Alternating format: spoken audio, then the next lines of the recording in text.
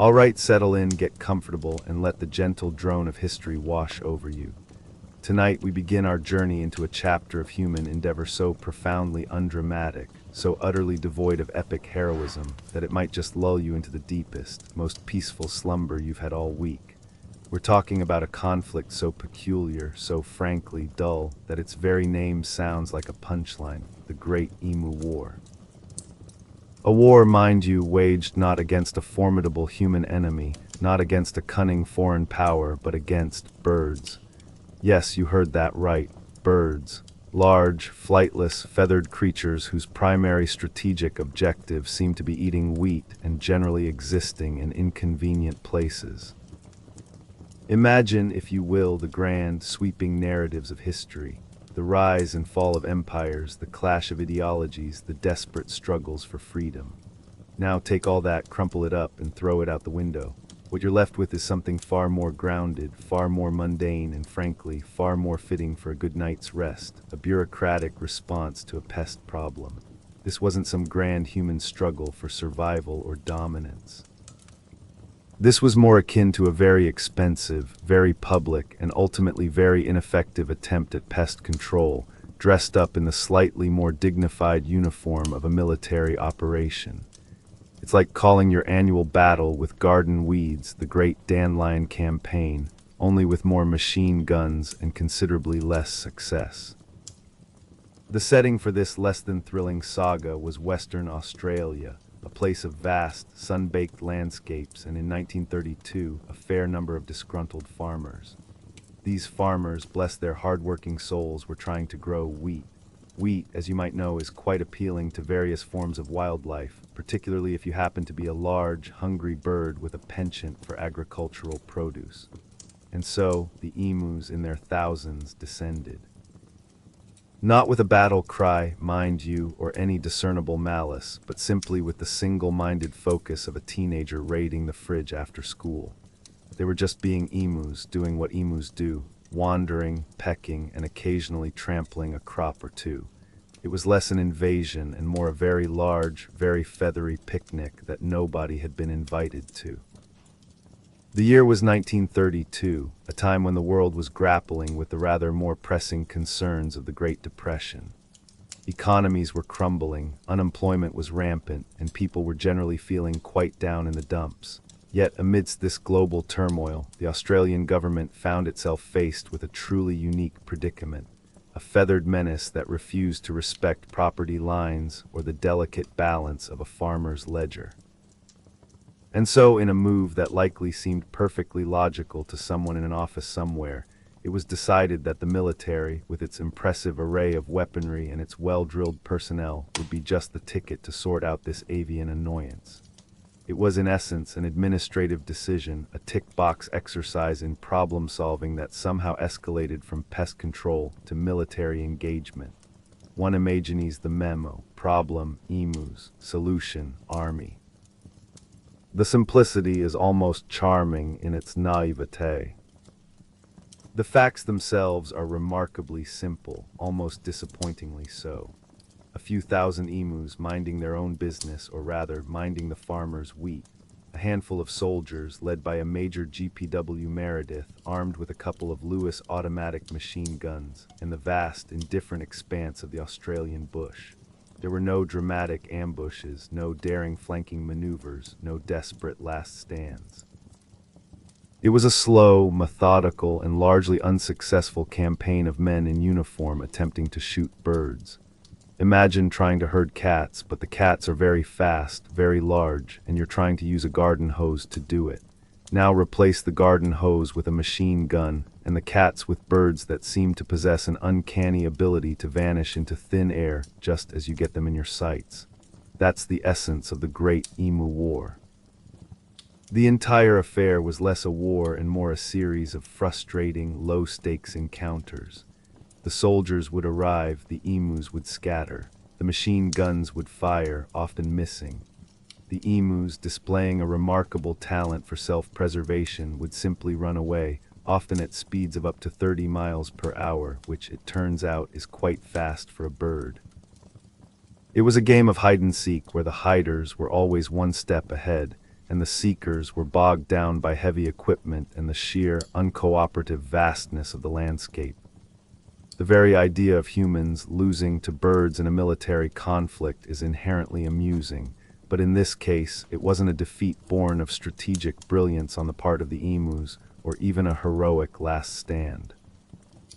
It was a defeat born of the simple, undeniable fact that it's surprisingly difficult to shoot a fast-moving, unpredictable target in a wide-open space, especially when that target is a large, flightless bird that seems to have a sixth sense for incoming danger. The whole thing feels less like a historical event and more like a particularly dry, bureaucratic report. Expenditure on ammunition, high. Emu casualties, low. Farmer satisfaction, negligible. It was an exercise in futility, a testament to the idea that sometimes the simplest problems can be the most intractable, especially when you try to solve them with overly complicated tools. The machine guns, designed for human adversaries, proved woefully inadequate for avian ones. It was like trying to swat a fly with a sledgehammer. You might make a lot of noise and a big mess, but the fly will probably just buzz off to annoy someone else. The inherent lack of excitement in the concept of humans losing a war to birds is, in fact, its greatest charm for our purposes tonight. There are no heroes to cheer for, no villains to boo. There are just farmers, emus, and a few well-meaning but ultimately outmatched soldiers. The battles were not fought on grand plains with strategic objectives, but in dusty paddocks, driven by the simple, repetitive act of trying to thin out a population of hungry birds. It was a conflict where the most dramatic moments were probably the sound of a jammed machine gun or the sight of a flock of emus disappearing over the horizon, leaving the soldiers scratching their heads and wondering if they'd just wasted another day's worth of ammunition. So as we embark on this journey into the Great Emu War, shed any notions of high drama or thrilling adventure. Instead, embrace the quiet absurdity, the gentle irony, and the comforting knowledge that sometimes history is less about grand narratives and more about the simple, everyday struggles of people trying to get by, even if those struggles involve a surprisingly resilient feathered foe. It's a story that proves that even when humanity brings its most advanced tools to bear, nature, in its infinite and often baffling wisdom, can still win simply by being itself. And that, dear listener, is a thought as soothing as a gentle breeze on a warm afternoon. Major G.P.W. Meredith, the man tasked with leading this most peculiar of military undertakings, was not some grizzled veteran of countless bloody campaigns. He wasn't a hero from the trenches of the Great War, nor a daring strategist plucked from the dusty pages of military doctrine. No, Major Meredith was, by all accounts, a rather ordinary fellow, a perfectly respectable officer whose primary qualification for this particular assignment seemed to be that he was available. His contingent was equally unremarkable. This wasn't a crack team of highly trained specialists, fresh from advanced combat maneuvers. It was a small group of soldiers, probably wondering what in the world they had signed up for, whose previous duties likely involved more parade grounds than pest control. Their mission, to put it plainly, was to kill emus, lots of them, a job that probably wasn't covered in any military handbook they'd ever encountered. Imagine the briefing for this operation. You can almost hear the slightly awkward silence, the polite coughs, as someone explains that the enemy isn't a foreign army, but a large, flightless bird with a disconcerting habit of eating wheat. The objectives were clear, if a bit absurd: reduce the emu population to protect the struggling farmers' crops. Their arsenal consisted primarily of Lewis automatic machine guns, formidable weapons indeed, but typically intended for much more. Conventional adversaries. One can picture the soldiers, perhaps fresh-faced recruits, attempting to zero in on a target that refused to stand still or present itself in a conveniently static formation. Their lack of combat experience against such an unconventional foe was less a handicap and more a defining characteristic of the entire endeavor. They weren't fighting for land or glory, they were fighting for wheat, and perhaps a sense of bureaucratic order. And then there were the emus. Ah, the emus. These weren't some fantastical beasts from a mythical tale, nor cunning anthropomorphic antagonists plotting their avian domination. They were simply emus, large, undeniably striking birds standing up to 6 feet tall, covered in shaggy brown feathers and possessing powerful legs built for speed. Their most remarkable quality, from the military perspective anyway, was their sheer numbers and an almost supernatural ability to survive what was thrown at them. They weren't strategic masterminds, they didn't communicate battle plans through complex bird calls or employ clever diversions. Their resilience wasn't a tactic, it was just a biological fact. They just kept going, like a persistent, feathered tumbleweed rolling relentlessly across the landscape. Their objectives, if one can even assign such a sophisticated concept to a flock of birds, were far simpler than any military objective. They wanted food, they wanted water, they wanted to find a good patch of wheat and munch on it. There was no malice in their pecking, no grand scheme in their trampling. They were driven by instinct, by the primal urge to survive and propagate. They weren't invading, they were simply migrating, moving from drier interior lands to the more hospitable coastal areas, right through the farmers' freshly planted fields. It was an unfortunate case of being in the wrong place at the right time for a tasty meal, from an emu's perspective. Their determination to get to the wheat wasn't defiance, it was hunger. Their ability to evade bullets wasn't cunning, it was pure, unadulterated speed and a healthy dose of luck. The soldiers, on the other hand, had their own dispassionate objectives. This wasn't about hatred for the emu or some deep-seated avian animosity. It was about fulfilling an order. It was about culling a population deemed a pest. The mission was to reduce numbers, to protect crops, to provide a tangible result to the government, which, in turn, wanted to show the struggling farmers that it was doing something. It was a task pure and simple, devoid of the emotional weight that often accompanies human conflicts. There was no heroic charge, no rallying cry to inspire the troops to greater heights of bird-shooting prowess. Just the methodical, if frustrating, process of trying to aim, fire, and hit a target that, more often than not, simply wasn't there anymore by the time the bullet arrived. The dynamic was almost comedic in its unevenness. On one side, organized humans with sophisticated weaponry, bound by orders and military discipline. On the other, thousands of wild animals, bound only by instinct and the collective wisdom of their flock. Yet in this peculiar clash, the unorganized, instinct-driven side proved surprisingly effective at frustrating the organized, weapon-wielding one. It was like trying to organize a game of dodgeball where your opponents are constantly shape-shifting and teleporting. You've got the rules, you've got the ball, but they simply refuse to play by your terms. The very idea of a campaign against emus implies a degree of strategic planning and counter-strategy that simply wasn't present. The emus didn't retreat to regroup, they just ran away. They didn't launch counterattacks, they just kept on eating wheat elsewhere. Their tactics were entirely defensive, almost accidental. They scattered, they ran, they vanished into the surprisingly effective cover of the flat, open landscape. It was less a war and more an extremely slow, incredibly frustrating game of tag played across vast distances, with high-powered firearms. The lack of tactical brilliance on either side is, ironically, what makes this story so perfect for our purpose. There are no intricate plots to follow, no complex betrayals or last-minute twists. It's simply men attempting to shoot birds and birds attempting to not be shot. The mundane nature of the engagements, the repetitive attempts to corner a flock, the constant mechanical issues with the weapons in the dusty environment, these are the details that fill the historical record. It wasn't a saga of cunning generals. It was a saga of jammed machine guns and birds that just wouldn't cooperate. The soldiers, far from being hardened warriors, found themselves engaged in a monotonous, often demoralizing task. Imagine the sheer tedium of it. Days spent driving across dusty fields, spotting a group of emus opening fire, only to watch them sprint away, leaving a few stray feathers and a lot of expended ammunition in their wake.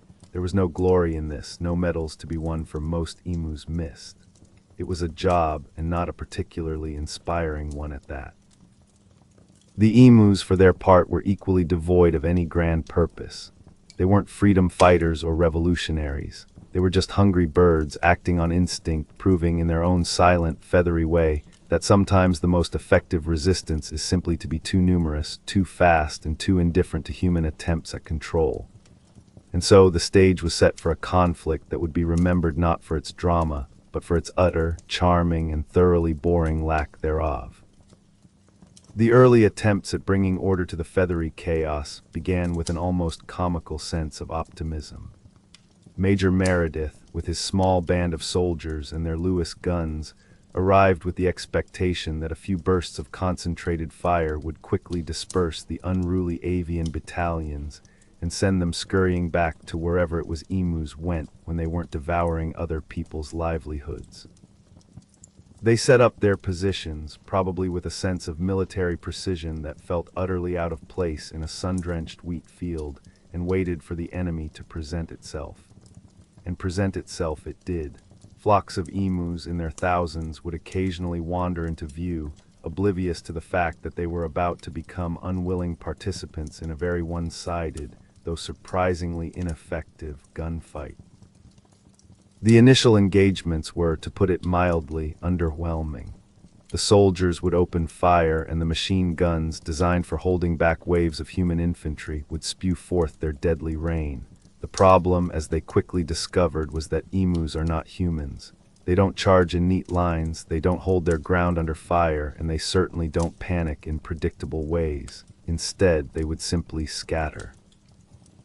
Imagine trying to hit a handful of very fast, very large tennis balls with a shotgun while they're all bouncing erratically across a vast, flat court. That was the challenge. The sheer speed of the emus, combined with their ability to zig and zag at a moment's notice, made them incredibly difficult targets.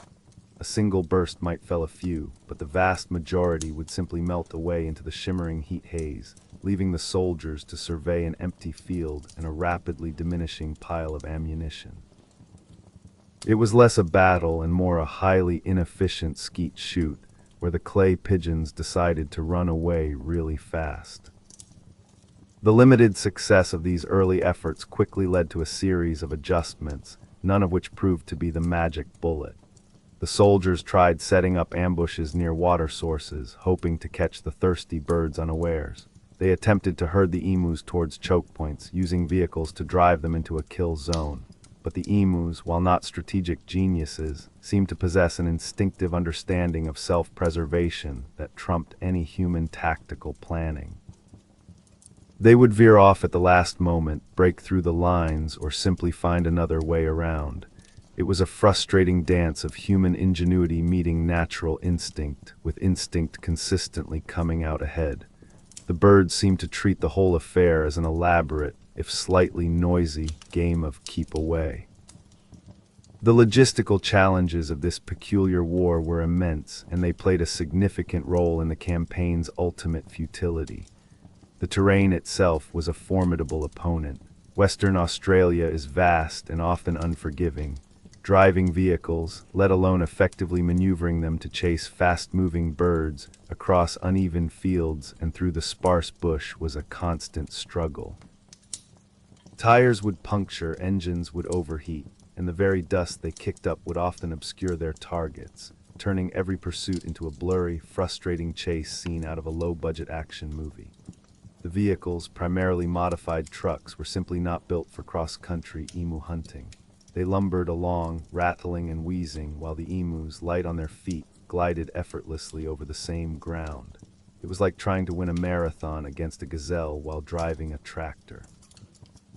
Then there were the weapons themselves. The Lewis guns, while powerful, were designed for stationary or slow-moving targets in a trench warfare scenario, not for peppering individual birds sprinting across open plains. They were heavy, cumbersome, and prone to jamming in the dusty conditions. Imagine trying to track a rapidly moving target with a large, unwieldy piece of equipment that keeps sputtering and seizing up. The continuous firing and the fine Australian dust wreaked havoc on the mechanisms, turning precious minutes into frustrating moments spent clearing stoppages while the enemy made a clean getaway. The soldiers probably spent as much time cleaning their weapons as they did firing them, a true testament to the unglamorous reality of this unique conflict. The inherent futility of the engagements quickly became apparent. There were no dramatic battles where fortunes turned on a single decision, no grand maneuvers that captured the imagination. Instead, there was a grinding, repetitive cycle of pursuit and evasion. The soldiers would spot a group, try to get within range, fire a few bursts, watch most of the emus flee, and then pack up to try again somewhere else. It was monotonous, soul-crushingly tedious work, made all the more frustrating by the minimal results. A good day might see a few dozen emus felled, a bad day almost none, despite expending hundreds of rounds of ammunition. The ratio of bullets fired to birds eliminated was truly astounding, a testament not to the birds' bulletproof nature, but to their sheer agility and the limitations of the human approach. The official reports from Major Meredith back to headquarters must have been a study in understated frustration. Engaged enemy dispersed, casualties inflicted, minimal, ammunition expended, considerable. One can almost hear the sighs emanating from the desks of the War Office, wondering if perhaps a less military, more agricultural solution might have been advisable from the start. This wasn't a conflict that would be studied in military academies for its tactical brilliance. It was a masterclass in how not to wage war, especially against an adversary that simply refused to engage in a conventional manner. The whole affair was a far cry from any heroic narrative. There were no charges across no man's land, no desperate defenses of strategic positions. There was just the relentless, hot, and often dusty pursuit of birds who seemed to treat the soldiers' efforts as a minor inconvenience in their daily search for breakfast. The most dramatic moments were likely when a vehicle got stuck, or a gun jammed, or when the sun beat down just a little too fiercely. It was a story of persistence against a surprisingly unyielding opponent, a testament to the idea that sometimes, simply being too much and too fast is all the strategy you need. The Great Emu War stands as a monument to the unglamorous realities of certain historical footnotes, a reminder that not every war is fought with grand purpose or epic clashes, but sometimes just with a lot of dust, a few frustrated soldiers, and an awful lot of very speedy birds. Behind the rather absurd spectacle of soldiers battling birds lay a much more serious, if equally unglamorous historical backdrop, the harsh economic realities of the 1930s. The Great Emu War, for all its comedic overtones, wasn't just a random act of governmental eccentricity. It was a desperate measure born from desperate times, a peculiar symptom of a global crisis that had cast a long, dark shadow over even the most remote corners of the world. The Great Depression, that vast economic slump that gripped the planet, had hit Australia with a particular ferocity, like a rogue wave crashing unexpectedly onto a distant shore. Farmers in Western Australia, the very people whose wheat fields became the unwitting battlegrounds for this avian conflict, were already struggling immensely. Prices for their produce had plummeted, markets had dried up, and the simple act of making a living from the land had become an almost insurmountable challenge. Imagine trying to keep your head above water in a financial hurricane, only to find that your life raft is slowly being nibbled away by a flock of very persistent, very hungry birds. That was the plight of many Australian farmers. Every bushel of wheat lost to an emu was not just a minor inconvenience. It was a direct hit to an already fragile livelihood, a further push towards the brink of financial ruin. Wheat farming, you see, was the backbone of the agricultural economy in many parts of Australia at the time. It was the primary cash crop, the golden promise that sustained families and communities. Fields stretching for miles, swaying gently in the breeze, represented not just food, but hope. And when thousands of emus decided these fields were their personal all-you-can-eat buffet, it wasn't just a nuisance, it was an existential threat. The birds weren't just eating the grain, they were trampling the young shoots, destroying the very foundation of the next harvest. It was like trying to fill a bucket with water while someone else is busily poking holes in the bottom. So while the image of soldiers with machine guns chasing birds might seem like something out of a Monty Python sketch, it was, for the farmers, a deadly serious matter. They had pleaded with the government for assistance, their voices echoing the widespread desperation of a nation caught in the throes of economic collapse. The military intervention, however ill-conceived it might appear in hindsight, was a direct response to these pleas. It was the government's attempt to provide tangible support, to show that it was listening, even if its chosen method of intervention was, shall we say, unconventional. It was a classic case of trying to solve a complex problem with the most readily available, if not entirely appropriate, tool. Like using a screwdriver to hammer in a nail, it might get the job done eventually, but it's going to be messy and probably not very effective. The concept of pest control, too, was a far more routine and accepted practice in agricultural societies of the era than it might seem today. Farmers had always battled nature. From locust swarms to rabid infestations, from blight to drought, the struggle against forces that threatened their crops was a constant, ongoing war, albeit one fought with plows and pesticides rather than Lewis guns. The emu problem, therefore, wasn't seen as an extraordinary, unprecedented event, but rather as another, albeit particularly challenging, front in this eternal agricultural conflict. It was just a bigger, faster, and more feathered version of the same old problem. In a time before sophisticated chemical pesticides and advanced biological controls were widely available, direct intervention was often the only recourse. If a species was deemed a threat to crops or livestock, the solution was often a direct reduction in its numbers. This could involve trapping, poisoning, or, in the case of the emus, shooting. The scale of the emu problem, however, was what made it stand out. It wasn't just a few birds, it was thousands, moving with a collective determination that made them incredibly difficult to manage through traditional means. It was like trying to bail out a sinking ship with a thimble. The effort was there, but the sheer volume of the problem overwhelmed the available solutions. The decision to deploy the military, then, was less about a sudden burst of martial enthusiasm and more about a pragmatic, if somewhat misguided, assessment of available resources. The army had the manpower, the organization, and crucially, the heavy weaponry that civilian efforts lacked. It was an escalation, certainly, but an escalation driven by the severity of the economic impact on the farmers, not by any grand strategic design. The government was under pressure, the farmers were suffering, and the emus were, well, they were just being emus, utterly unaware of the global economic turmoil they were inadvertently contributing to. So while we might chuckle at the image of soldiers in uniform chasing birds, it's important to remember the very real hardship that underpinned this peculiar historical footnote. The Great Emu War was a stark reminder that even in times of immense human suffering, the relentless forces of nature continue their own indifferent dance.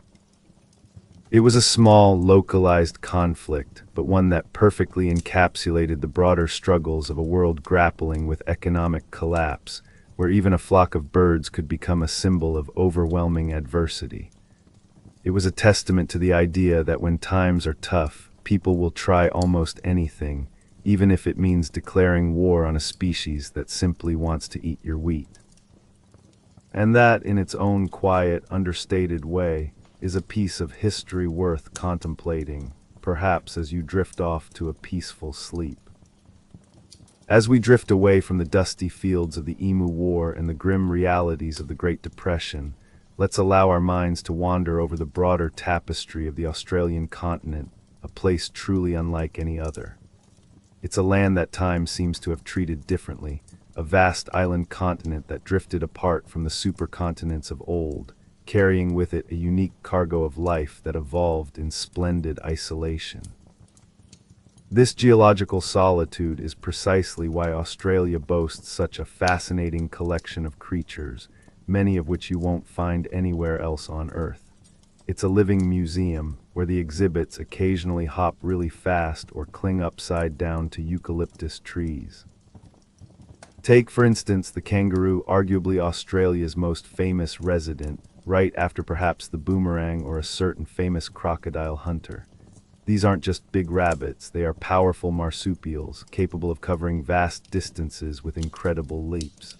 Watching a kangaroo bound across the landscape is a sight to behold, a rhythmic, almost hypnotic motion. Yet despite their size and strength, kangaroos are generally quite docile. They are grazers, content to munch on grasses, and while a large male can certainly defend itself if provoked, they are not, by nature, aggressive. You won't find them leading charges or plotting intricate ambushes. Their main concern is finding a good patch of grass and perhaps a sunny spot for an afternoon nap. They are the quintessential image of Australia's unique, often laid-back fauna. Then there's the koala, the undisputed champion of sleepy cuteness. These furry little creatures spend most of their lives high up in eucalyptus trees, nibbling on leaves and dozing for up to 20 hours a day. Their diet of eucalyptus is highly specialized, and while it provides them with all their nutritional needs, it also happens to be quite low in energy, which explains their rather languid lifestyle. They move slowly, deliberately, as if every action is a great philosophical undertaking. They're less likely to engage in a war and more likely to be found contemplating the intricacies of a particularly fragrant leaf. Their existence is one of serene contentment, a stark contrast to the harried pace of human life. Imagine a creature whose greatest daily challenge is deciding which branch offers the best napping position. That's the koala's world. And don't forget the wombat, a creature built for digging, a barrel-shaped bundle of muscle with a perpetually sleepy expression. Wombats are nocturnal, spending their days in elaborate burrow systems they excavate with surprising efficiency. They are strong, sturdy, and remarkably unfazed by most external disturbances. If a wombat were caught in an emu war, it would likely just dig deeper and wait for the whole silly affair to blow over. They are the epitome of stoicism, preferring the quiet solitude of their underground homes to any kind of grand adventure. Their thick hides and powerful build make them surprisingly tough, but their primary defense mechanism is simply to retreat into their subterranean fortresses. Australia's unique evolutionary path, born from its long isolation, led to this fascinating menagerie of life. Millions of years ago, when the ancient supercontinent Gondwana began to break apart, Australia drifted away, carrying with it the ancestral forms of these unique animals. Cut off from the evolutionary pressures and migrations that shaped life on other continents, the marsupials, monotremes, and flightless birds of Australia evolved in their own distinct ways. This meant fewer large placental predators, allowing creatures like kangaroos and koalas to thrive in niches that might have been occupied by different animals elsewhere. It's like a biological experiment conducted over millennia, yielding results that continually surprise and delight. This geological separation meant that when Europeans finally arrived on these shores, they encountered a world unlike anything they had ever known. A continent populated by creatures that seemed to defy the familiar categories of European biology. Birds that couldn't fly but ran like sprinters, mammals that carried their young in pouches, and animals that laid eggs but nursed their young with milk. It was a bewildering, yet utterly captivating, collection of life forms. And it's this very uniqueness that forms such a soothing counterpoint to the more active, dramatic histories of other lands. The concept of endemic species is central to understanding Australia's biodiversity. An endemic species is one that is found only in a particular geographical area, and Australia is absolutely teeming with them. Almost all of its native mammals, for example, are endemic. This exclusivity creates a sense of fragile wonder, a reminder that these creatures are truly special, evolved specifically for their Australian homes. The very existence of such distinct life forms, quietly going about their ancient routines, offers a comforting sense of timelessness. They are living links to a bygone era, quietly munching, hopping, and sleeping their way through the eons, largely oblivious to the human dramas that play out on the surface. So, while the Great Emu War might have cast a brief, comical spotlight on one of Australia's larger flightless birds, it's just a tiny glimpse into a much grander, more tranquil story of ecological uniqueness. A story of creatures whose lives unfold at their own pace, often slow and deliberate, perfectly suited to the gentle hum of a history podcast designed to aid sleep. They are reminders that the world is full of quiet wonders, of life forms that simply exist, beautifully and uniquely, in their own corner of the planet, entirely undisturbed by the silly conflicts of their human neighbors. Now let's pivot from the quiet contemplation of peculiar creatures to the equally slow and often arduous story of human arrival and expansion on this vast, ancient land. The history of Australian settlement, particularly by Europeans, is not one of swift, dramatic conquest, but rather a gradual, almost hesitant creep across a continent that proved stubbornly resistant to easy domestication. It all began, rather unglamorously, with the first fleet. Not a mighty armada of exploration or a grand expedition of settlers seeking boundless opportunity, but a collection of ships laden primarily with convicts and their guards. Their mission, in January of 1788, was less about building a gleaming new society and more about finding a convenient, very far-away place to send people who had broken British law. It was, in essence, a giant, floating penal colony, dispatched with a sigh of administrative relief from overcrowded British jails. Imagine the scene, a collection of weary ships finally making landfall in a place utterly alien to anything their occupants had ever known. No familiar fields, no quaint villages, just vast expanses of unfamiliar trees, strange sounds, and a palpable sense of emptiness, at least from their European perspective.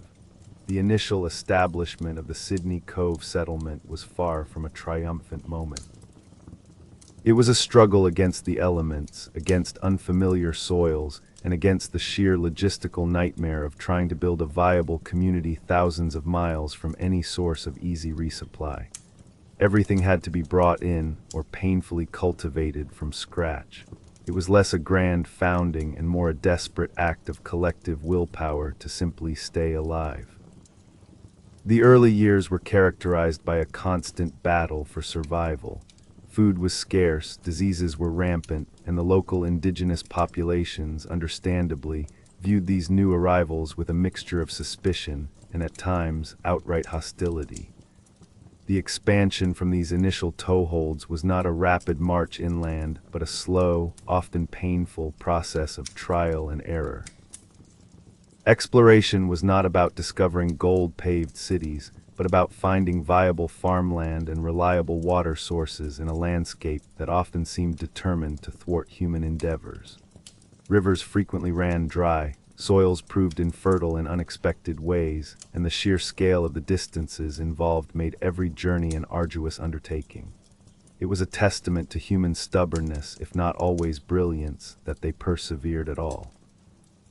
The term settlement itself implies a gentle, organic growth, and in many ways the early European presence in Australia embodied this. There were no immediate booms of population, no sudden influxes of eager pioneers ready to tame the wilderness overnight. Instead, it was a slow trickle of new arrivals, more convicts, free settlers drawn by the promise of land, soldiers, and administrators. Each new farm, each tiny outpost established further inland, represented a monumental effort.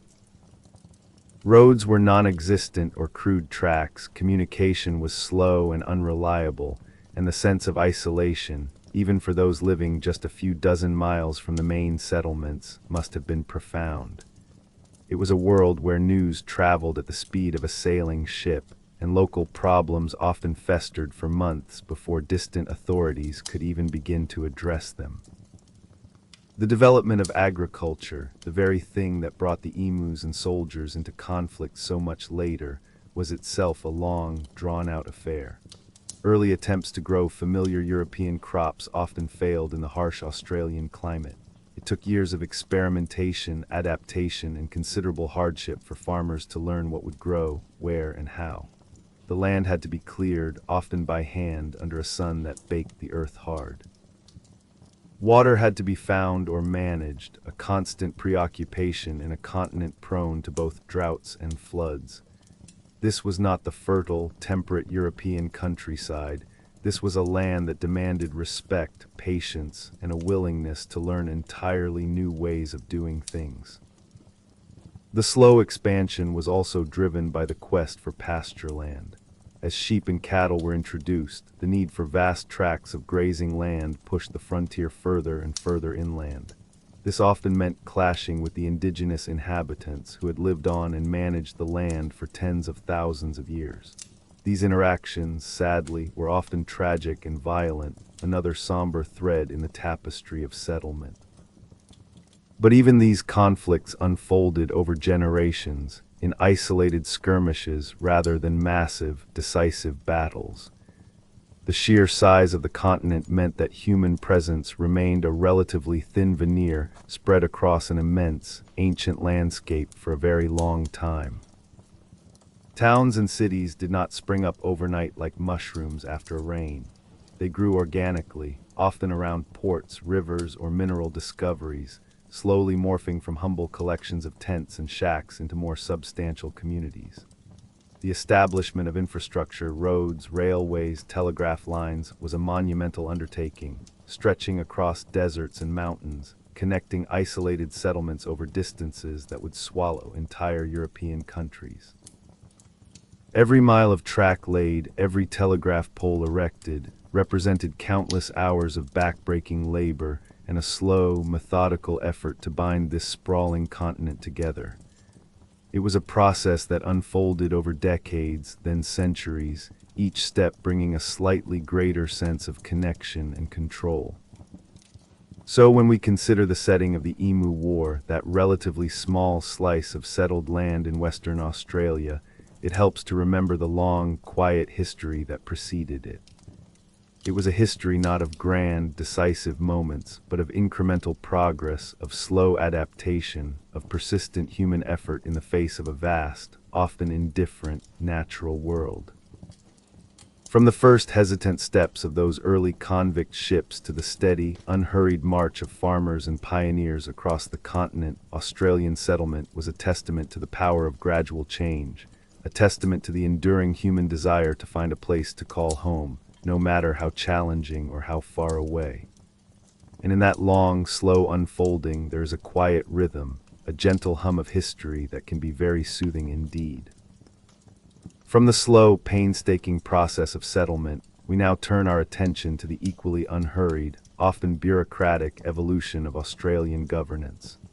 This wasn't a sudden revolutionary birth of a nation, but rather a long, drawn-out process, a series of polite discussions and carefully drafted documents that eventually led to the formation of a unified country. It began, as all good colonial stories do, with individual colonies. Each of the 6 British colonies, New South Wales, Victoria, Queensland, South Australia, Western Australia, and Tasmania, developed its own distinct identity, its own local peculiarities, and its own set of squabbles with its neighbors. Imagine 6 siblings, each with their own room, their own rules, and a firm belief that their way of doing things was demonstrably superior to everyone else's. For decades, these colonies operated largely independently, connected to each other more by shared British heritage and the occasional shipping route than by any strong sense of national unity. They had their own parliaments, their own laws, and their own customs duties, which meant that moving goods from, say, Victoria to New South Wales could be almost as complicated as shipping them to a foreign country. This patchwork of regulations and rivalries worked, more or less, for a time. But as the colonies grew, and as their economies became more intertwined, the inefficiencies of this fragmented system became increasingly apparent. It was like trying to run a large household where every member had their own separate pantry and laundry system, utterly inefficient and prone to endless minor disagreements. The idea of federation, of uniting these separate colonies into a single nation, began to gain traction in the late 19th century. But this wasn't a passionate, fiery movement driven by a desire for immediate independence or a dramatic break from the mother country. No, this was a much more sedate affair, driven by practical considerations. Think of it less as a grand patriotic uprising and more as a very sensible business merger. There were economic advantages to a common market, military advantages to a unified defense force, and administrative advantages to a single set of laws and a national postal service. It was about efficiency, about streamlining, about making life just a little bit easier for everyone involved. The process of achieving this federation was remarkably long and drawn out. It wasn't a quick decision made in a smoke-filled room. Instead, it involved years of conventions, conferences, and public debates. Delegates from each colony would meet, discuss, argue, and compromise on the details of a proposed constitution. These were not fiery revolutionaries. They were lawyers, politicians, and businessmen, meticulously crafting a document that would balance the interests of the larger, more populous colonies with those of the smaller, more geographically isolated ones. It was a testament to the power of polite negotiation, a slow, steady chipping away at differences until a consensus could be reached. The debates themselves were often focused on seemingly mundane, yet crucial details.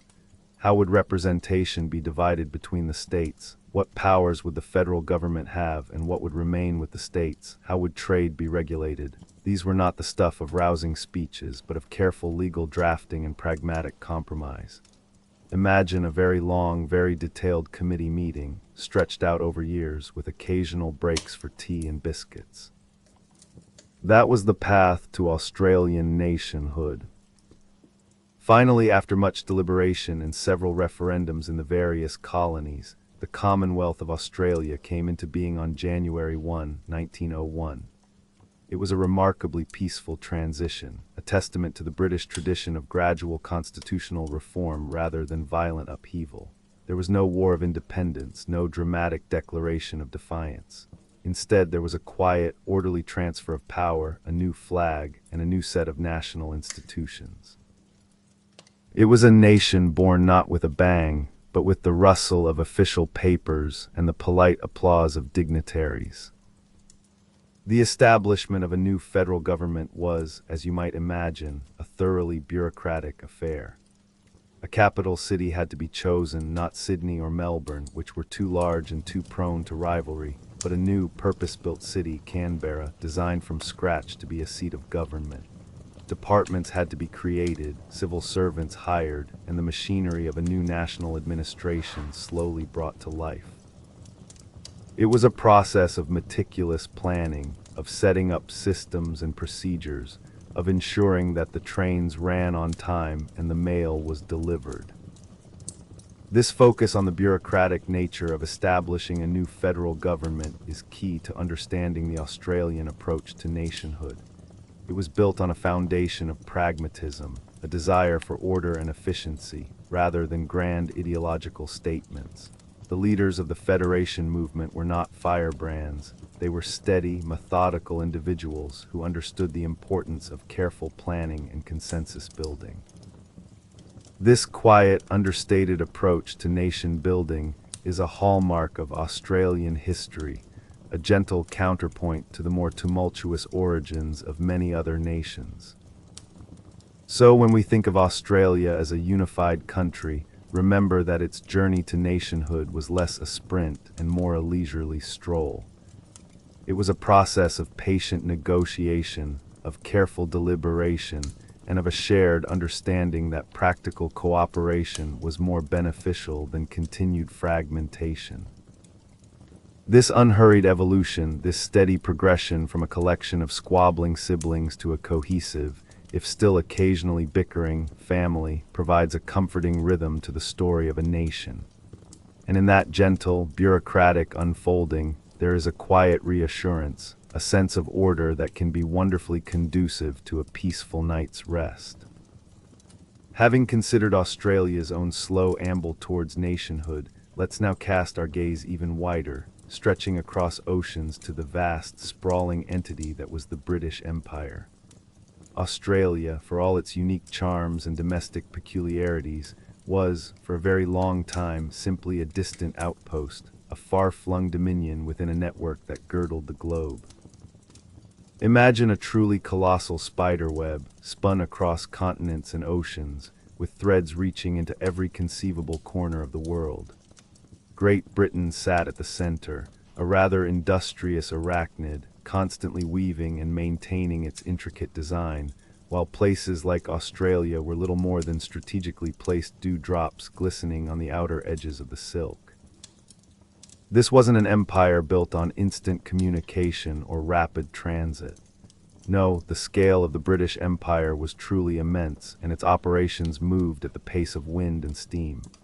To send a message from London to Sydney in the 19th century was not a matter of a few clicks on a screen. It was a weeks-long undertaking, a relay race of telegraph wires, sailing ships, and later, steamships. Orders issued from Whitehall would take what felt like an eternity to reach their intended recipients on the other side of the world. Imagine trying to manage a global business where every single memo took months to arrive. Decisions had to be made with a great deal of foresight and an even greater deal of patience. There was no real-time feedback, no quick adjustments. It was a lumbering giant, slow to react, but with an incredible inertia once it got moving. Australia's role within this vast imperial structure was multifaceted, yet always defined by its distance. It was a source of raw materials, a market for British goods, and a strategic point in the southern seas. Its contribution to the empire's might was less about direct military power and more about its potential and its remote, unwavering loyalty. Think of it as a particularly large, somewhat sleepy, but reliably productive factory located in a very inconvenient spot. Important, yes, but certainly not at the very heart of the operation. The logistics of maintaining an empire spread across such vast distances were staggering. Consider the sheer effort involved in moving people, goods, and information. Troops might spend months at sea just to reach a new posting. Cargo ships laden with everything from manufactured goods to simple necessities would ply the treacherous ocean routes at the mercy of storms and currents. Communication, as mentioned, was a study in delayed gratification. Governors in distant colonies often had significant autonomy simply because it was impractical to get swift instructions from London. They were, in effect, running their own mini-empires, making crucial decisions with only the broadest guidelines from the imperial core. It fostered a sense of self-reliance, born not of choice, but of sheer geographical necessity. The empire was, of course, incredibly diverse. It wasn't a homogeneous entity, but a mosaic of cultures, climates, and customs, all loosely bound under the umbrella of British rule. From the scorching deserts of India to the icy reaches of Canada, from the bustling port cities of Hong Kong to the quiet sheep stations of New Zealand, the British flag flew over an astonishing variety of landscapes and peoples. Each territory had its own challenges, its own opportunities, and its own unique relationship with the imperial center. Australia, with its vast, empty spaces and its predominantly European population, was just one piece, albeit a large and geographically significant one, in this immense global puzzle. The British Navy, the famous Royal Navy, played a crucial role in binding this far-flung collection of territories together. It was the postal service, the police force, and the protector all rolled into one. Its ships were the arteries of the empire, carrying goods, dispatches, and military might wherever needed. Without the constant presence and logistical prowess of the Navy, the empire simply couldn't have functioned. It was the glue, the literal connective tissue that allowed such a diffuse entity to hold together. But even with the might of the Royal Navy, every journey was an undertaking, every message a pilgrimage. This sense of scale, of immense distances and slow communication, is vital to understanding the world in which the Emu War took place. It wasn't just a local Australian skirmish. It was a local Australian skirmish happening within a global context where connection was tenuous and control was often indirect. London's concerns were vast and varied, stretching from the political machinations of Europe to the simmering tensions in India, from the defense of its vast trade routes to the administration of its countless colonial territories. A minor pest problem in Western Australia, even one that briefly involved machine guns, was, in the grand scheme of imperial concerns, barely a ripple in a very large pond. The sheer size and diverse nature of the empire meant that Britain had to develop a flexible, if sometimes inconsistent, approach to governance. There was no one-size-fits-all solution. Different colonies had different levels of self-governance, different legal systems, and different economic structures. This adaptability, born of necessity, allowed the empire to endure for centuries, navigating countless local challenges and global shifts. Australia, with its eventual path to self-governance and then federation, was a prime example of this evolving relationship, gradually gaining more autonomy while remaining, for a long time, firmly within the imperial orbit. So when you picture the British Empire, don't imagine a tightly controlled, centrally managed monolith. Think instead of a sprawling, somewhat unwieldy organism, connected by long, invisible threads, moving with a ponderous majesty across the world's oceans. Australia, in its sun-baked corner, was a distant but integral part of this colossal system. Its existence, its challenges, and even its peculiar wars were all tiny, distant echoes within the much larger, slower pulse of a global superpower. And in that vastness, that slowness, and that almost unimaginable scale, there's a quietude that can settle over you, a gentle murmur of history that invites a peaceful descent into dreams. Stepping back from the grand sweep of empires and the peculiar skirmishes they occasionally found themselves embroiled in, let's consider another quiet but profoundly impactful historical phenomenon: the introduction of non-native species. This isn't about military invasions or political conquests. It's about something far more subtle, a biological ripple effect that has, time and again, reshaped ecosystems across the globe, often with entirely unintended and surprisingly far-reaching consequences. It's the story of how a seemingly innocent passenger on a ship or a carefully planned agricultural import can turn into an ecological wrecking ball. Australia, with its unique and isolated evolutionary history, became a particularly vivid canvas for this historical trend.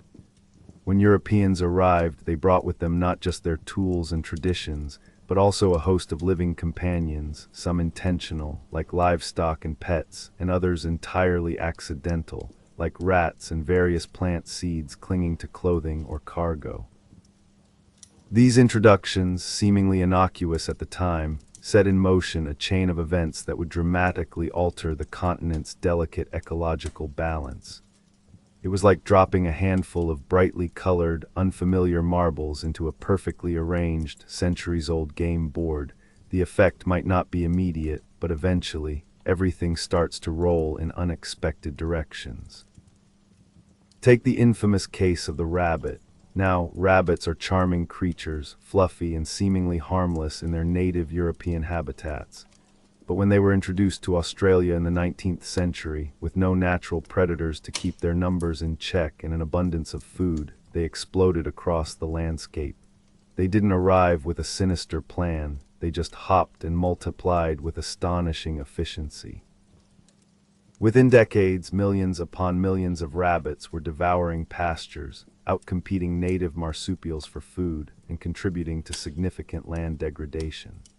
This wasn't an act of malicious intent, but a classic example of an unintended ecological consequence, where a creature perfectly suited to one environment becomes an overwhelming force in another. It was a slow-motion biological takeover, a fluffy, four-legged tsunami that reshaped the very face of the continent. Another classic example, though thankfully not in Western Australia where the emus reigned, is the cane toad in Queensland. Introduced in the 1930s, around the same time as our peculiar emu conflict, actually, to control cane beetles in sugar cane fields. These large, warty amphibians turned out to be spectacularly bad at eating beetles, but spectacularly good at eating almost everything else, including native insects, small mammals, and even other frogs. Worse still, they produce toxins that are deadly to many native predators that try to eat them. So instead of solving a problem, they created a whole new one, slowly but surely spreading their toxic presence across the northern reaches of the continent. It's a perfect illustration of how human intervention, even with the best intentions, can sometimes backfire in the most unexpected and enduring ways. It was an ecological solution that turned out to be more poisonous than the original problem. But this phenomenon isn't limited to Australia. Throughout history, wherever humans have migrated, they have carried their biological baggage with them. The brown rat, for instance, has followed human exploration and trade routes to almost every corner of the globe, leaving a trail of environmental disruption in its wake. On countless islands, these tiny stowaways have decimated native bird populations that had evolved without ground predators, pushing many species to extinction. It's a quiet, insidious form of environmental change, often unnoticed until the damage is already done. The impacts of these introductions are long-term, often subtle, and incredibly difficult to reverse. They can lead to a domino effect within an ecosystem. A new predator might decimate a prey species, which in turn affects the plants it grazed on, which then impacts the insects that relied on those plants, and so on. It's a complex web of interactions, and introducing an alien thread can unravel the whole thing, often imperceptibly at first. The initial change might seem minor, a new plant here, a different animal there, but over decades and centuries, the landscape itself can be fundamentally transformed. Consider the European starling in North America. These birds, deliberately introduced in the late 19th century by Shakespeare enthusiasts who wanted all the birds mentioned in his works to be present in the U.S., have since become one of the most common and disruptive bird species on the continent. They outcompete native birds for nesting sites, destroy crops, and can even carry diseases. From a few dozen birds released in Central Park, their numbers swelled to hundreds of millions, a testament to the power of an invasive species when conditions are just right. It's like inviting a few guests to a party, only to find they've brought their entire extended family and decided to stay indefinitely, consuming all the snacks and monopolizing the karaoke machine. The historical lesson here is one of caution and humility. Our actions, even seemingly small ones like moving a plant or an animal from one place to another, can have profound and unintended consequences on the intricate workings of natural systems. The Great Emu War, in its own peculiar way, was a response to an overpopulation of native animals, but it sits within this larger historical narrative of humans constantly attempting to manage, control, and sometimes inadvertently disrupt the natural world around them. It reminds us that nature, even in its most familiar forms, can hold surprising power and resilience, and that our efforts to tame it often lead to unforeseen twists and turns. And in this contemplation of ecological interconnectedness, there is a gentle complexity, a quiet hum of cause and effect that can guide you into a peaceful, reflective slumber. From the surprising ripple effects of introduced species, let's now shift our focus to an even deeper, more fundamental human story, the long, often tedious, but utterly transformative history of agricultural practices. This is a narrative that stretches back not just centuries, but millennia, a slow, incremental progression from nomadic foraging to the settled farming that eventually put farmers and emus on a collision course. It's a tale of human ingenuity, yes, but also of endless repetition, back-breaking labor, and a constant, quiet struggle against the unpredictable whims of nature. Imagine our earliest ancestors living day to day, gathering wild fruits, nuts, and roots, and hunting animals wherever they could find them. This was a precarious existence, dictated by the seasons and the movements of game, There was no permanence, no long-term planning beyond the next meal. Life was a constant, tiring search for sustenance. Then somewhere sometime, a revolutionary idea began to take root, perhaps as simple as noticing that seeds dropped on the ground would grow into new plants, or that certain animals could be kept close by rather than endlessly pursued. This was the dawn of agriculture, not a sudden flash of brilliance, but a slow, dawning realization, a gradual understanding of the natural cycles that could be harnessed for human benefit.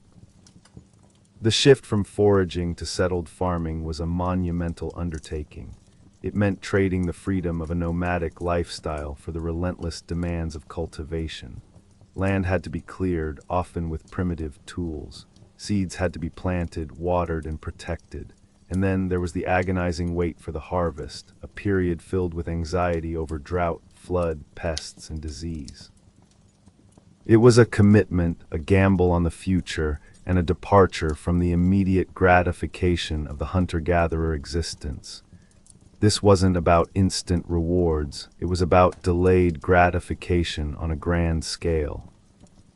The early tools of agriculture were remarkably simple, yet revolutionary in their impact. The digging stick, the crude hoe, and later the primitive plow pulled by human or animal power transformed the landscape. The plow in particular was a game changer. It allowed for much larger areas to be cultivated, turning over the soil to prepare it for planting. But imagine the sheer physical effort involved. Before the advent of mechanized farming, every furrow was a testament to muscle and grit, every field a testament to endless hours of toil under sun and rain. It was a rhythm dictated by the seasons, by the rise and fall of the sun, a relentless cycle of planting, tending, and harvesting. Over centuries, new techniques slowly emerged, passed down through generations. The concept of crop rotation, for instance, was a brilliant but gradual discovery. Farmers learned that planting different crops in the same field in successive seasons could help replenish nutrients in the soil and reduce pest problems. It was an early form of ecological management, a recognition that the land, like any resource, needed careful stewardship.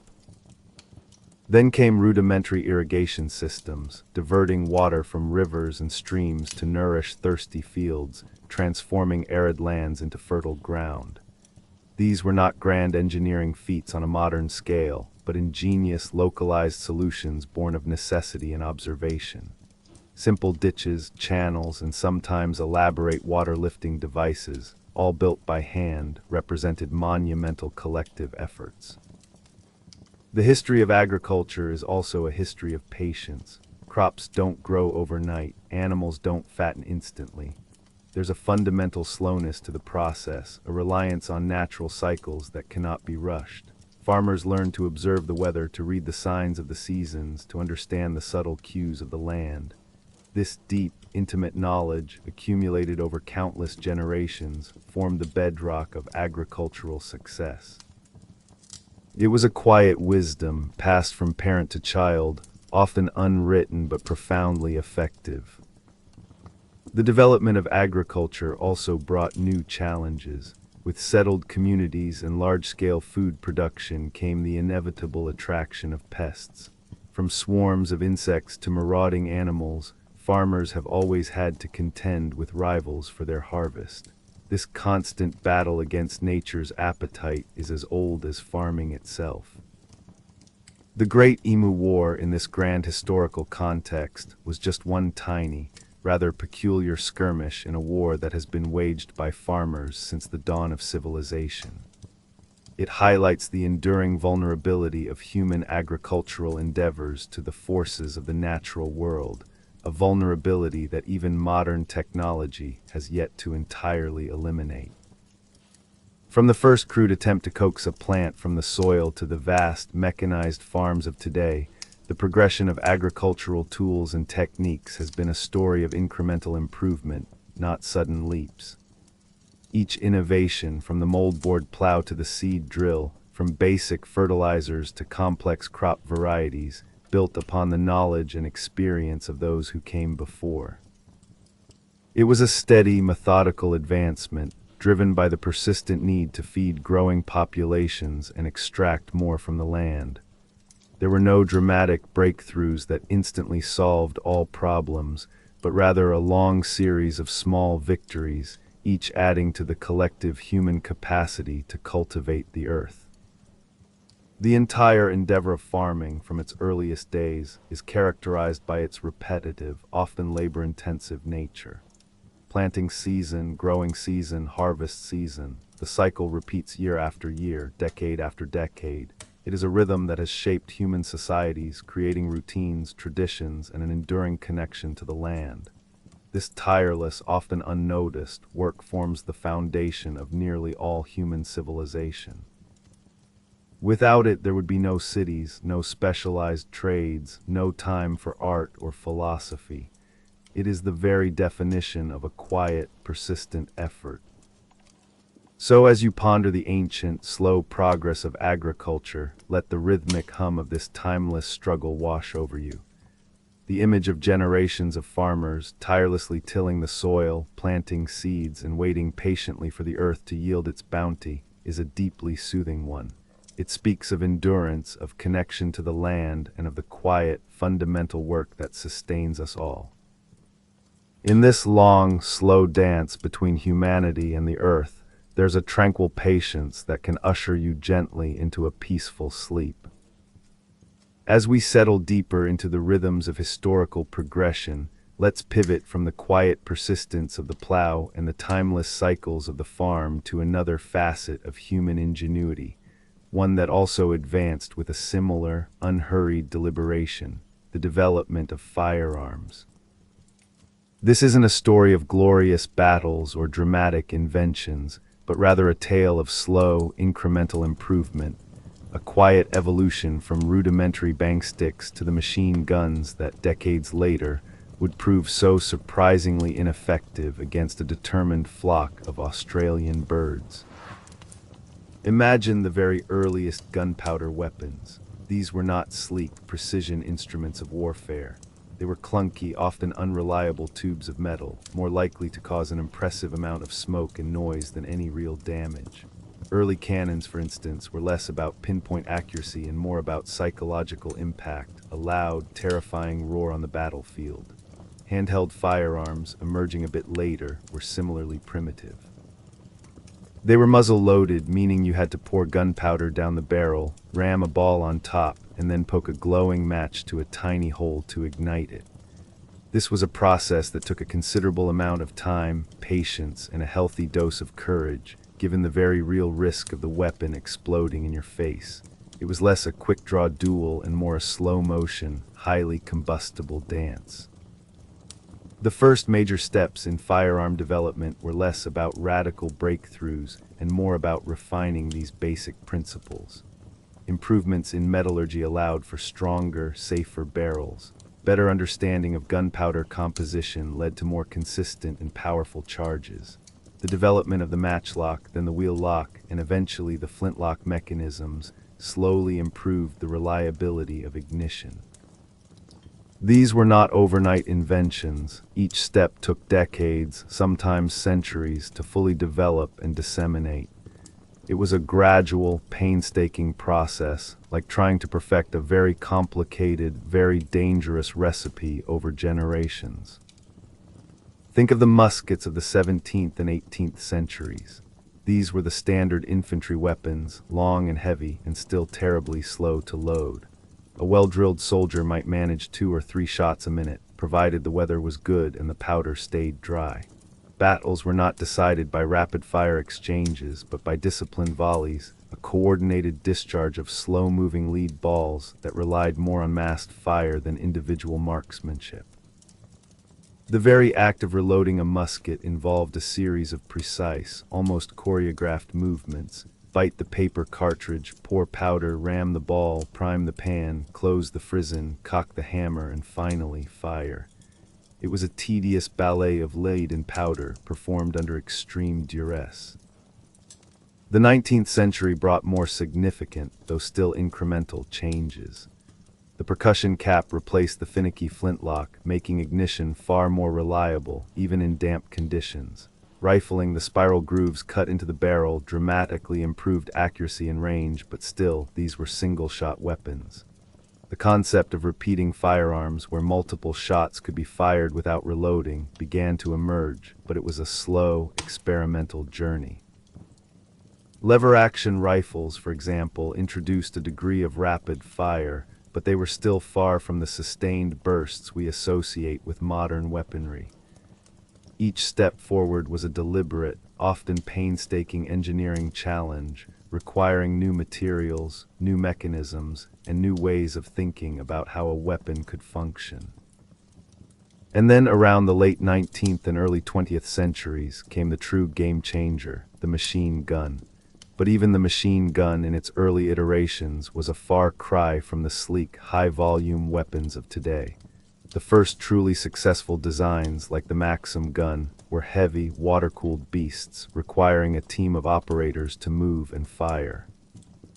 They were logistical nightmares designed for fixed defensive positions or mounting on vehicles, not for chasing nimble birds across open fields. The Lewis gun, the very weapon wielded by Major Meredith's men, was lighter and more portable than some of its predecessors, but it still suffered from issues common to early automatic weapons: overheating, jamming, and a voracious appetite for ammunition. The logistical challenge of manufacturing and supplying these weapons throughout history was immense. From smelting the ore to forging the barrels, from crafting the intricate mechanisms to producing the vast quantities of gunpowder and ammunition, the entire process was a testament to industrial organization and human labor. It wasn't just about inventing a new gun, it was about building the entire infrastructure required to produce it in meaningful numbers and then distribute it across vast distances to wherever it was needed.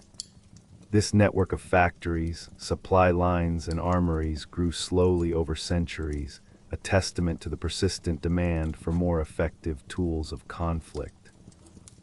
So when Major Meredith's soldiers deployed their Lewis guns against the emus, they were wielding the culmination of centuries of slow, deliberate firearm development. But these were still early, sometimes temperamental machines.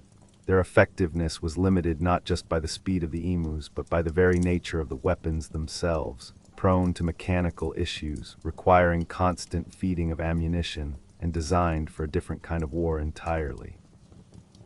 The scene of these advanced for their time, machines firing at an almost ludicrous target, underscores the gap between technological intent and practical application.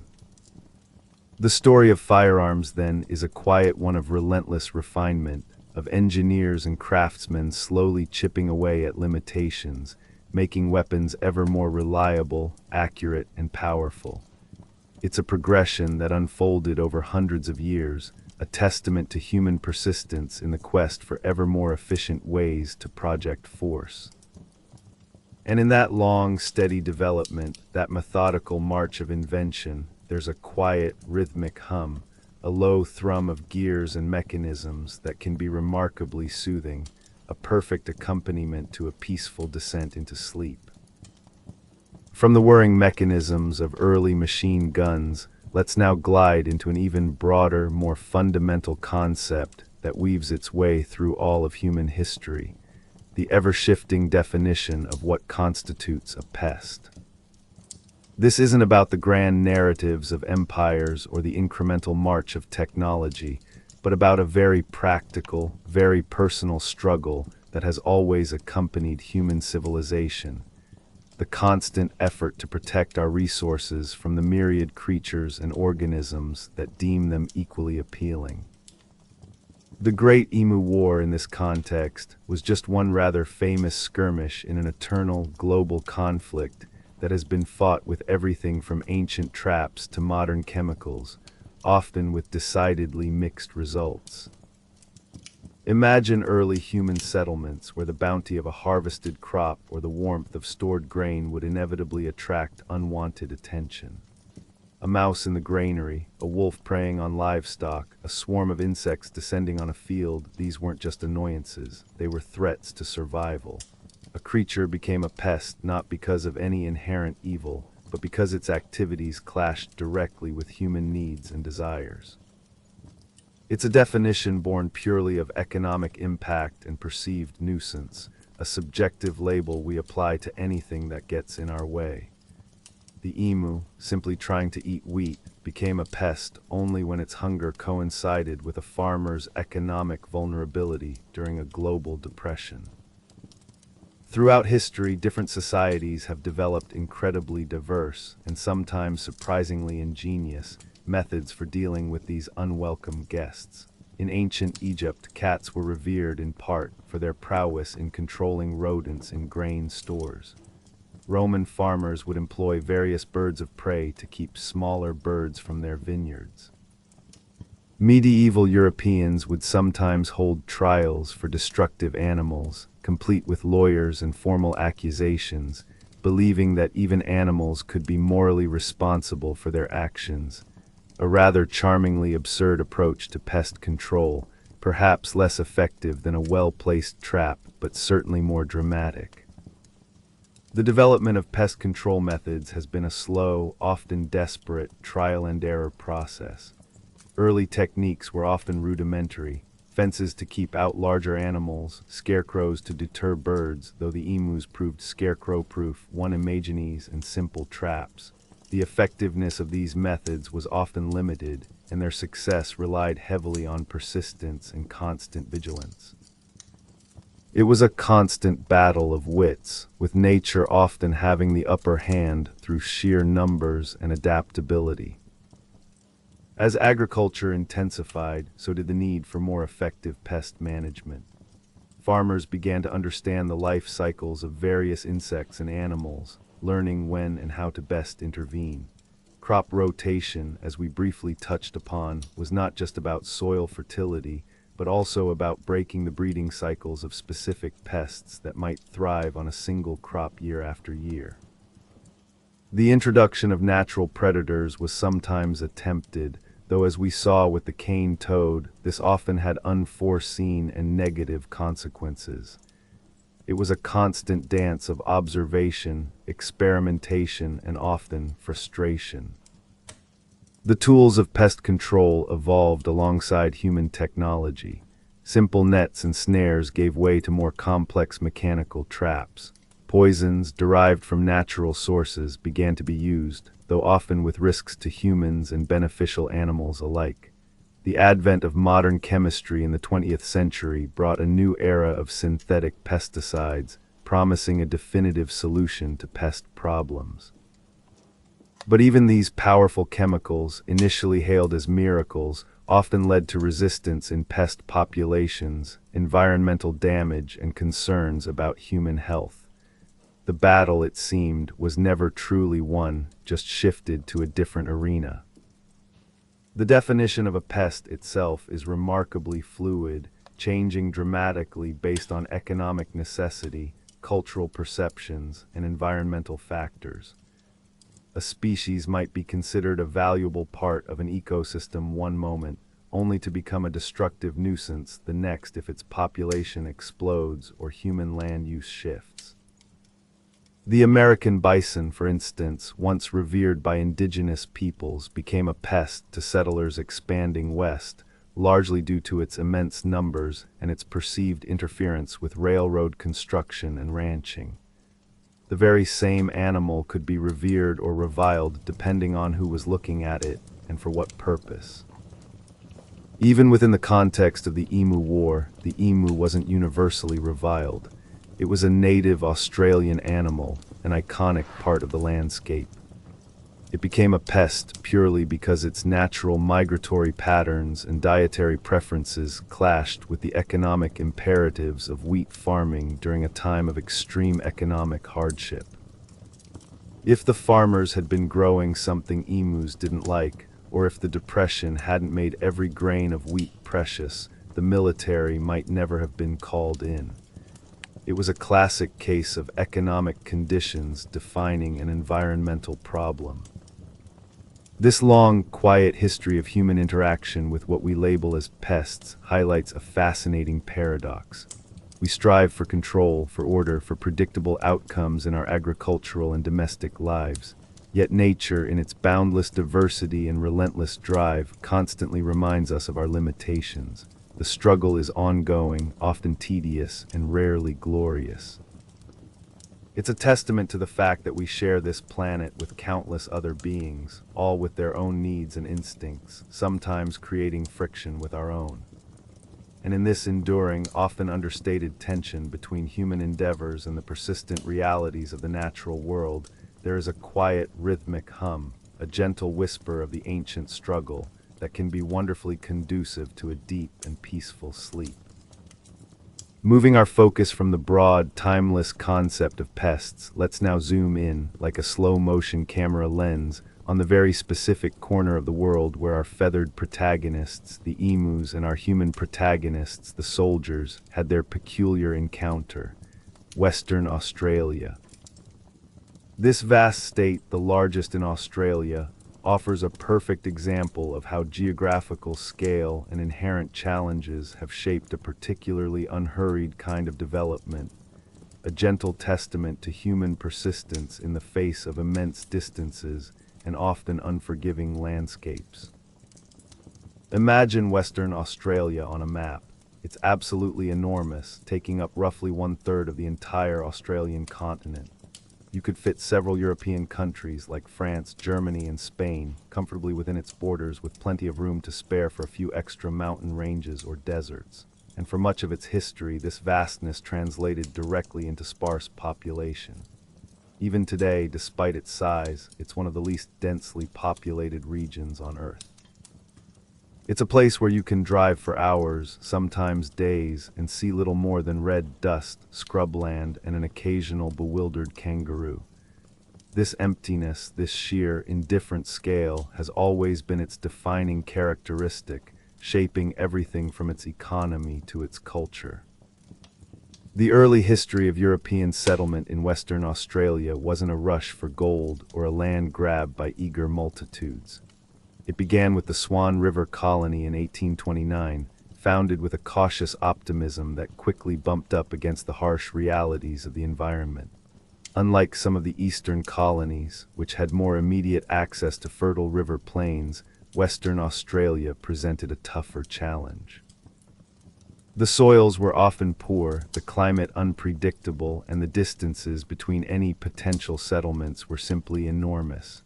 It was a place that demanded hard work, resilience, and a willingness to accept that progress would be slow. No instant riches here, just the promise of endless, back-breaking labor. The challenges of developing infrastructure in such a colossal state were, and remain, formidable. Building roads and railways to connect tiny, isolated settlements across hundreds, even thousands, of miles was a monumental task. Every mile of track, every stretch of telegraph wire, represented an immense investment of time, money, and human effort. Imagine trying to weave a complex spider web across an area the size of a small country, using only the simplest tools and limited resources. The result was a slow, piecemeal expansion, with communities often feeling profoundly isolated from each other and from the larger centers of population on the eastern coast. News traveled slowly, goods moved ponderously, and the sense of being on the edge of the known world was palpable. For a long time, Western Australia's economy relied heavily on primary industries that could cope with its vastness. Sheep farming, wheat cultivation in the more arable regions, like where our emu conflict occurred, and later, the extraction of mineral resources like gold and iron ore. These industries, by their very nature, spread human activity thinly across the landscape. A single sheep station might encompass an area the size of a small European principality, requiring immense tracts of land to sustain even a modest flock. This kind of dispersed economic activity further contributed to the slow pace of social change and development. There were no bustling industrial centers drawing in huge populations, just scattered outposts of human endeavor clinging to the land. The slow pace of economic and social change in Western Australia's early history meant that life for many was a continuous struggle against the elements and isolation. Communities were tight-knit but also self-reliant. Farmers and pastoralists faced constant battles with drought, fires, and yes, the occasional overpopulation of native animals like emus, which could threaten their hard-won livelihoods. The government, often based hundreds of miles away in Perth, struggled to provide effective support across such a vast territory.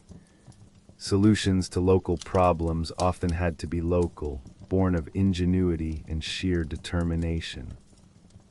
Even when gold rushes did occur in the late 19th and early 20th centuries, bringing sudden, localized bursts of population and activity to places like Calgary, they tended to be pockets of intense development within an otherwise largely empty landscape. The infrastructure built to support these mining towns, like the pipeline bringing water across hundreds of miles of desert, were incredible feats of engineering, but they were also isolated arteries of progress in a largely untouched continent. The boom-and-bust nature of mining meant that these sudden bursts of energy were often followed by periods of quiet decline, a reflection of the inherent unpredictability of resource-driven economies. So when Major Meredith and his soldiers arrived in that particular corner of Western Australia in 1932, they weren't stepping into a densely populated, highly organized agricultural hub. They were operating in a vast, relatively undeveloped region, where the struggle for existence was already deeply ingrained. The farmers they were trying to help were battling not just emus, but the fundamental challenges of a difficult environment and a harsh economic climate. The very spaciousness of the landscape, which made the emus so hard to corner, was a defining feature of the state itself. This deep dive into Western Australia's history reveals a quiet, persistent narrative of human adaptation to immense scale. It's a story not of rapid expansion or dramatic transformation, but of a steady, methodical push against the vastness and the elements. And in that long, slow, often solitary struggle, there's a distinct rhythm, a sense of quiet determination that can be wonderfully settling, a gentle hum of human endeavor in a landscape almost too big to comprehend. From the quiet vastness of Western Australia, let's now consider a broader, more enduring narrative that humanity has spun throughout its history. The concept of an underdog story, especially when humans find themselves pitted against the raw, unyielding forces of nature. The Great Emu War, for all its absurdity, taps into this deeply ingrained human tendency to frame our encounters with the natural world as battles or wars. It's less about strategic genius and more about the often humbling realization that nature, in its infinite and sometimes baffling wisdom, frequently has the last laugh. Humans, bless our ambitious hearts, often see ourselves as the masters of our domain. We build cities, tame rivers, and conquer mountains. We develop technologies that seem to give us dominion over the wild. Yet countless times throughout history, nature has offered a gentle or not so gentle reminder that we are merely guests on this planet, subject to its unpredictable whims and its astonishing resilience. The Great Emu War is a prime example of this dynamic, a tiny, almost farcical echo of much grander struggles where humanity, for all its cleverness, found itself outmaneuvered by something as simple as a bird's instinct for self-preservation.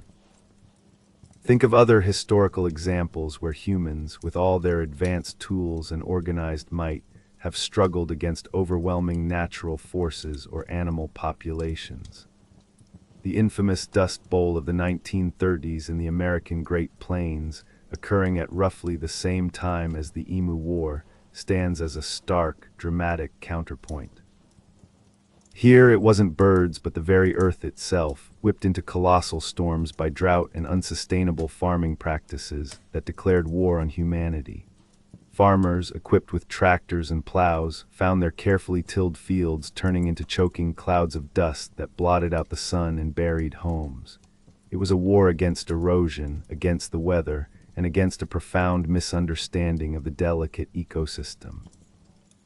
The human defeat here was catastrophic, forcing mass migrations and reshaping lives, a powerful testament to nature's ability to humble even the most industrious of civilizations. Or consider the ongoing, often silent, battles against locust swarms. These aren't just a biblical plague, they are a recurring nightmare for agricultural societies across parts of Africa, the Middle East, and Asia. Billions of these insects can descend on fields, devouring crops with astonishing speed, turning vibrant green landscapes into barren brown in a matter of hours. Armies have been deployed against them, chemicals sprayed from planes, and every imaginable method tried. Yet the locusts, driven by an ancient, unstoppable instinct to migrate and consume, often overwhelm human efforts. It's a testament to the sheer power of numbers, a stark reminder that even the smallest creatures, when acting in concert, can bring mighty human efforts to their knees. It's a war against a hunger that knows no bounds, and humanity often finds itself merely trying to mitigate the damage rather than achieve outright victory. Even the humble mosquito has proven to be a more formidable foe than many human armies. Throughout history, diseases carried by mosquitoes like malaria and yellow fever have decimated populations, halted military campaigns, and shaped the course of nations. Attempts to control them have been vast and expensive, from draining swamps to spraying pesticides. Yet these tiny insects persist, adapting and evolving, proving that even a microscopic adversary can wield immense power over human fate. It's a quiet, insidious battle, often fought unseen, but with consequences that echo through the centuries. The Emu War, with its quirky charm, perfectly encapsulates this broader theme. Major Meredith and his men weren't fighting a cunning, strategic enemy. They were up against the fundamental characteristics of a wild animal: its speed, its resilience, its instinct to scatter when threatened, and its sheer numbers. The emus didn't need to outsmart the soldiers, they just needed to be emus. Their victory was not a military triumph, but a biological persistence, a gentle shrug of nature's shoulders that said, "You can try, but we'll still be here." This ongoing, often understated, tension between human development and natural ecosystems is a constant thread in history. We build farms and wild animals come to eat the crops. We build cities and pests adapt to live among us. We extract resources and the environment pushes back in unexpected ways. It's a dynamic relationship, a continuous negotiation rather than a decisive conquest. Nature doesn't hold grudges or plan revenge. It simply follows its own rules, its own ancient rhythms, often oblivious to our grand designs. The human desire to dominate, to control, to impose order on the wild is a powerful motivator. But the historical record is replete with instances where that desire has been met with surprising resistance, not from a conscious enemy, but from the simple, relentless force of life itself. The Great Emu War serves as a humorous, yet poignant, reminder of this enduring truth. It tells us that sometimes the underdog isn't a plucky human hero, but an unassuming flock of birds simply trying to survive. And in contemplating this quiet, persistent struggle between our ambitions and nature's indifference, there's a gentle, almost meditative quality, a sense of perspective that can guide you into a very peaceful, very deep sleep.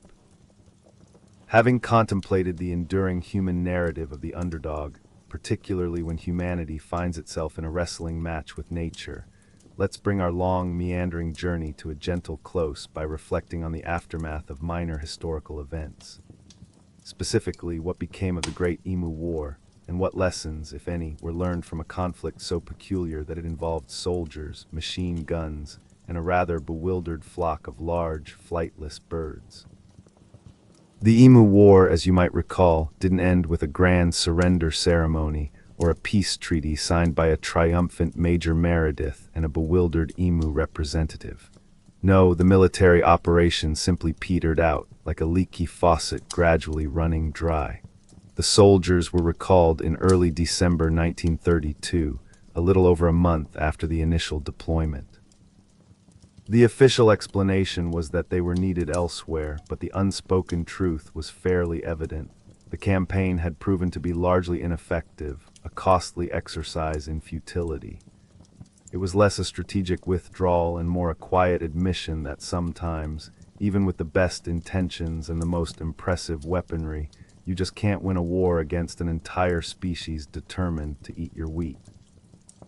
The cost in ammunition alone, relative to the number of birds actually culled, was a stark reminder that some battles just aren't worth the bullets. The minimal lasting impact of such a small event on the grand scheme of history is perhaps its most compelling feature. The Great Emu War didn't trigger political upheaval, it didn't spark international incidents, and it certainly didn't lead to a new era of bird-human diplomacy. It was, in the vast tapestry of global events, little more than a tiny, almost invisible knot in a very long thread. The Great Depression continued its relentless grip on Australia and the world. Farmers continued to struggle, though perhaps now with a slightly more nuanced understanding of the challenges posed by their feathered neighbors. Life, in its quiet, persistent way, simply went on, undeterred by the brief, whimsical intersection of military might and avian hunger. And yet, despite its utter insignificance in the annals of major historical conflicts, the Great Emu War has somehow endured in popular memory. It's a footnote, certainly, but a particularly sticky one, like a burr caught on the fabric of history that just refuses to be shaken off. Why is this minor skirmish, this bureaucratic blip, remembered with such fondness and amusement, while countless other, far more impactful events often fade into obscurity? Part of it, undoubtedly, is the inherent humor of the situation. The very phrase Emu War conjures a vivid, almost cartoonish image that is impossible to take entirely seriously. It taps into a universal human appreciation for the absurd, the ridiculous notion of a mighty military being outmaneuvered by a flock of birds. It's the ultimate underdog story, where the underdog isn't a plucky human hero, but an entire species of flightless poultry. It's a tale that offers a gentle, self-deprecating chuckle, a reminder that even the most organized and powerful entities can sometimes be baffled by the simplest, most natural forces. It provides a quiet, humorous note, a sort of historical palate cleanser after the heavy fare of empires and economic depressions. It's also a story that resonates because it speaks to the persistent, often humbling, tension between human attempts to control and categorize the natural world and nature's own stubborn indifference. We humans like our narratives neat and tidy, our problems solvable, our enemies definable. The emus defied all that. They weren't an invading army, just a hungry population following ancient patterns. They couldn't be reasoned with, couldn't be bombed into submission, and certainly couldn't be captured and interrogated. Their victory was purely a result of their biological makeup. They were fast, numerous, and incredibly good at avoiding bullets. It's a lesson in humility, served with a side of feathers and spent ammunition. For the Australian people, the Emu War has become a quintessential piece of their national folklore, often told with a wry smile. It speaks to a particular brand of Australian humor, dry, understated, and always willing to poke fun at authority and the absurdities of life. It's a story that fits comfortably alongside other tales of battling a tough, unpredictable environment, a place where nature often has the final say, whether it's through droughts, floods, or a seemingly unending supply of very determined birds.